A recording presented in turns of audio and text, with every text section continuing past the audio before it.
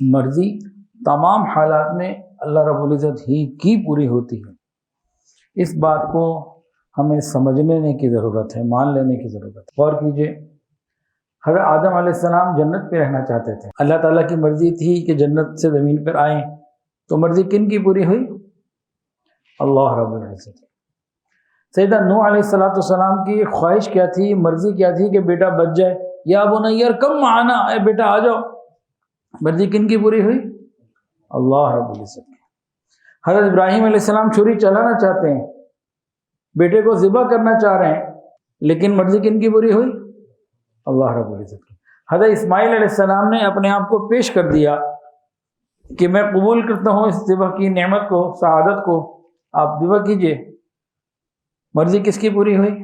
اللہ رب العزت کی۔ یہاں تک کہ حضرت محمد مصطفیٰ احمد مجتبیٰ سرکار دو عالم صلی اللہ علیہ وآلہ وسلم نے ایک مرتبہ شہد کھانے سے آپ نے فرمایا آئندہ میں شہد استعمال نہیں کروں گا۔ نبی علیہ السلام نے ارادہ کر لیا کہ آئندہ آج کے بعد میں شہد نہیں کھاؤں گا۔ تو قرآن مجید کی آیت اتری، یا ایھا النبی لم تحرم ما احل اللہ لک تبتغی مرضات ازواجک، کہ اے نبی جو چیز اللہ تعالیٰ نے آپ کے لیے حلال کیا اس کو اپنے اوپر کیوں روک رہے ہیں، کیوں اپنے اوپر حرام کرتے ہیں آپ؟ پھر نبی علیہ السلام نے اس کو استعمال شروع کر دیا۔